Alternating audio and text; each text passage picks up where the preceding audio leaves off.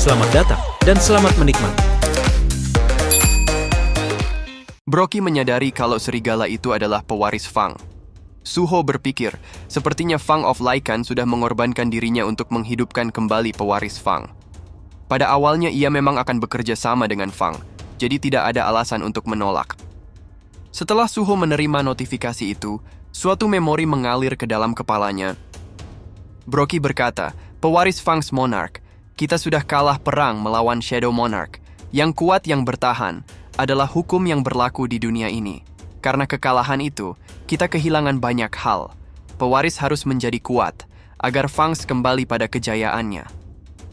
Tetapi sesuatu terjadi, Broky dan pewaris diserang sekumpulan orang tak dikenal. Melihat Broky yang sudah dikalahkan, orang itu berkata, binatang ini sepertinya dapat berguna dan sesuai dengan syarat-syarat mereka. Lalu mereka memasukkan sesuatu ke mata Broky dan berkata, Hyena Broky, mulai dari sekarang, tugasmu adalah menyediakan manusia hidup untuk mereka.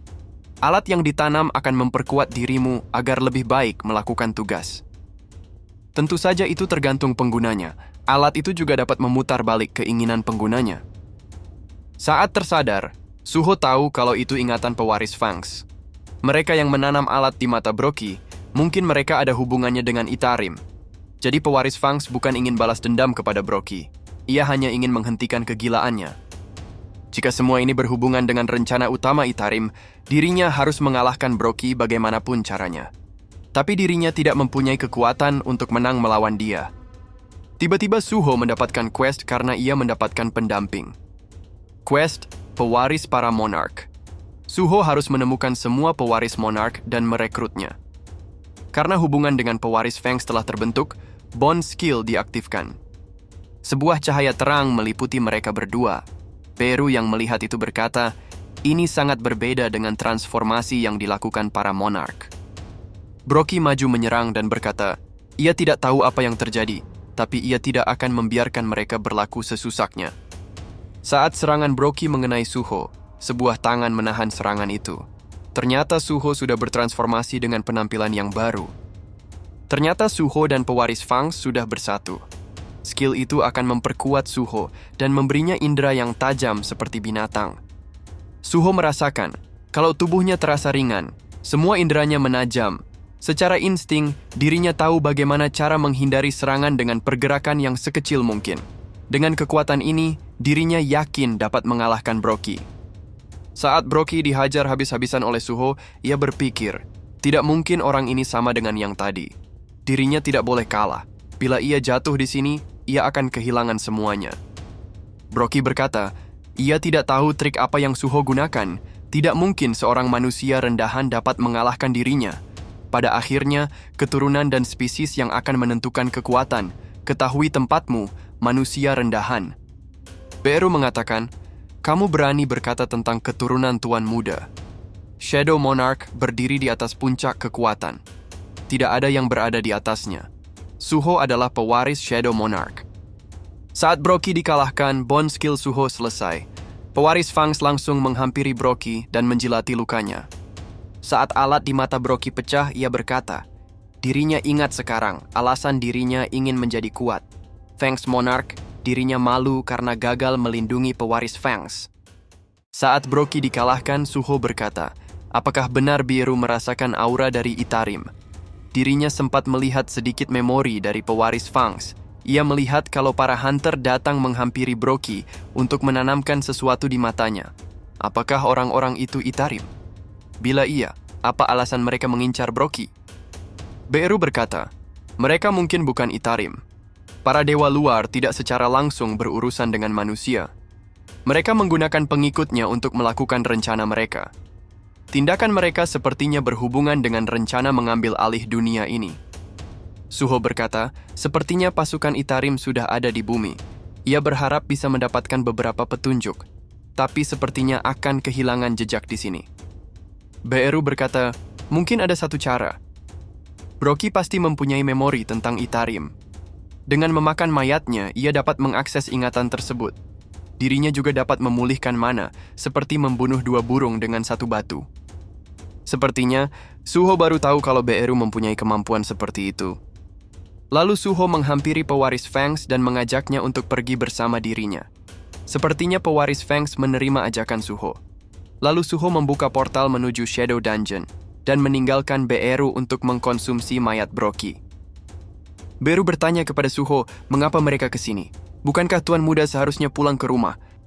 Suho menjawab, karena pewaris Fangs membutuhkan tempat tinggal. Dia kehilangan penjaganya dan altar perlindungan.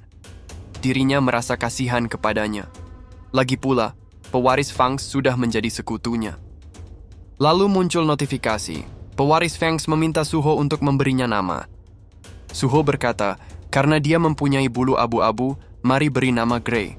Mendengar itu, Beru berpikir, ayah dan anak sama saja, buruk dalam memberi nama. Tapi sepertinya, pewaris Fangs menyukai nama itu. Suho berkata, mulai sekarang hutan ini akan menjadi wilayah kekuasaan Grey dan Fangs. Jadi anggap saja seperti rumah sendiri. Suho bertanya kepada Beru, apa yang menjadi makanan Grey? Beru menjawab, berdasarkan keturunannya, ia rasa Grey memakan binatang dan monster. Suho berkata, ia senang mendengar itu. Di tempat ini, masih banyak monster yang harus diurus. Ia akan meminta Grey untuk membereskan mereka. Sambil melihat Grey berburu, Suho berkata, dirinya akan mengecek hadiah quest yang ia dapatkan. Suho berkata, tentang quest baru ini, dirinya diminta untuk mencari semua pewaris monark dan bersekutu dengan mereka semua. Beru berkata, sistem tidak pernah memberi quest semacam ini pada ayah Suho. Tapi sistem yang Suho dapatkan mempunyai beberapa tambahan dan kurang jahat dari yang aslinya. Pada awalnya, sistem diciptakan oleh sang arsitek, bertujuan untuk melatih Sung Jinwoo menjadi wadah Shadow Monarch pertama. Jiwa Jinwoo seharusnya menghilang saat sistem mencapai tujuannya. Tapi Jinwoo melampaui batasan sistem dan berhasil mendapatkan title Shadow Monarch untuk dirinya sendiri. Jinwoo sudah tidak lagi punya level untuk dinaikkan karena sudah menjadi yang terhebat. Suho bertanya, apakah sistem berencana untuk melatih dirinya sebagai Shadow Monarch selanjutnya? Beru menjawab, tidak, Tuan Muda. Hanya ada satu Shadow Monarch di dunia ini. Dirinya percaya kalau sistem akan menjadi pembimbing dan akan mengarahkan ke jalan yang dipilih sendiri oleh Tuan Muda. Fitur baru yang ditambahkan, pasti untuk membantu pertumbuhan Tuan Muda. Saat Suho berpikir tentang tujuan dari sistem, ia membuka status window-nya. Ia mulai mengerti mengapa dirinya belum mendapatkan job atau kelas sama sekali. Dirinya sudah jauh berkembang bila dibandingkan dengan saat pertama kali ia melawan Miss Byrne. Ia juga mendapatkan beberapa skill yang berguna, tapi dirinya masih lemah. Ia tidak akan pernah menang melawan Brookie bila Grey tidak bersatu dengannya. Bila quest dari sistem dirancang untuk membantu ia mencapai tujuannya, dirinya akan lebih fokus sekarang. Bila ia terus melakukan itu, ia yakin akan bertemu dengan keluarganya lagi suatu hari nanti. Suho bertanya kepada Beru, apakah ada sesuatu tentang Itarim dalam ingatan Brookie? Beru menjawab, ia melihat ingatan yang Suho beritahukan kepadanya. Tapi Brookie tidak mempunyai memori yang lain dengan mereka yang mencuci otaknya. Tapi, ia melihat manusia yang membiayai Hyena Guild, dan orang itu datang untuk mengambil orang-orang yang mereka culik. Mereka adalah bagian dari guild yang bernama The Reaper. Guild The Reaper ini pasti mempunyai banyak informasi yang mengarah kepada Itarim.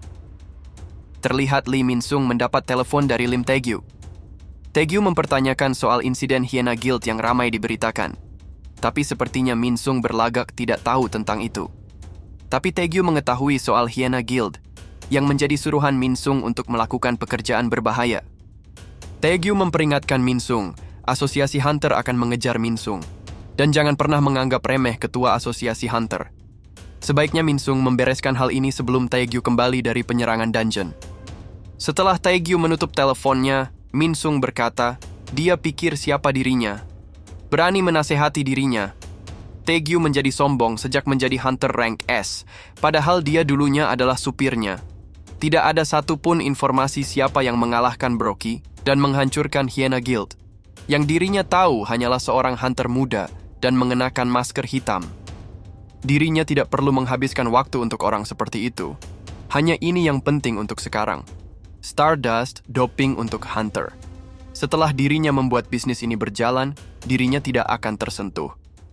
Beru menasihati Grey untuk terus berburu agar bisa menemani Tuan Muda. Beru juga mengganti nama Gray dengan Growly, membuat Suho tak habis pikir. Tiba-tiba Suho mendapatkan notifikasi dan memanggil Biru untuk melihatnya. Biru berkata, dirinya tidak begitu yakin, tapi ia rasa sama seperti pasukan bayangan yang dapat mentransfer experience kepada tuannya. Terdapat pemotongan 50%, tapi sepertinya cukup bagus mengingat Suho dapat experience tanpa melakukan apapun. Kalau begitu, mereka hanya perlu memerintahkan Gray untuk terus berburu tanpa henti. Muncul lagi notifikasi yang mengatakan, Suho mendapatkan daily quest untuk berburu goblin. Sepertinya daily quest akan diberikan setiap hari kepada Suho mulai dari sekarang. Beru berkata, sepertinya sistem ingin membuat tempat ini menjadi teritori permanen untuk Tuan Muda. Suho berkata, tempat ini sangat besar, akan sulit baginya untuk berburu ratusan goblin.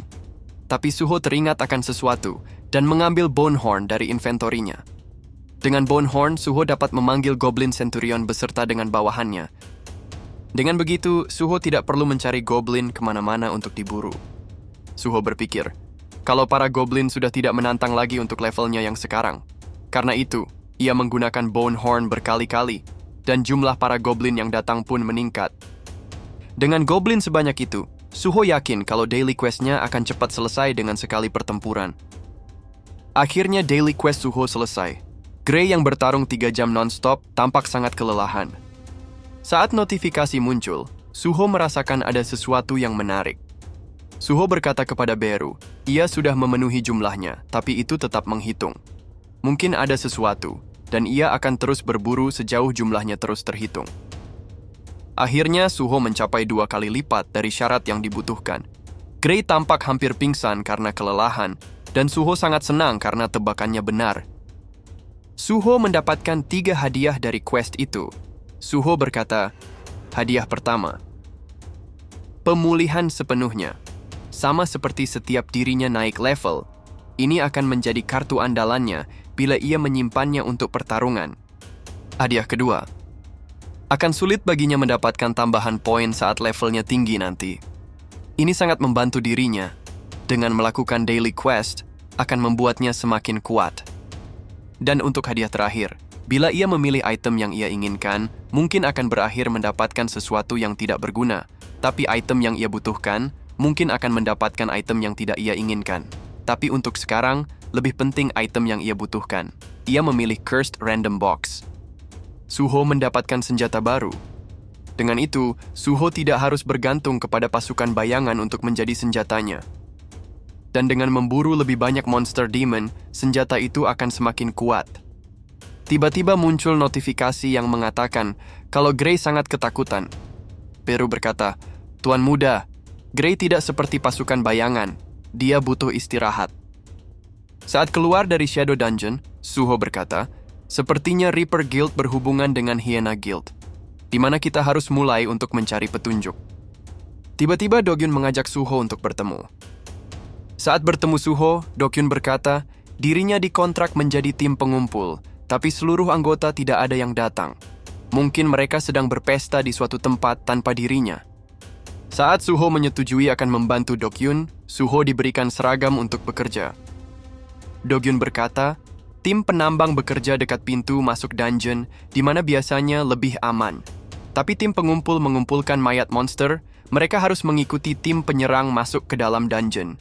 Mereka lebih rawan berurusan dengan serangan monster, dan juga resiko terluka dalam menangani mayat monster dengan sisik atau duri yang tajam.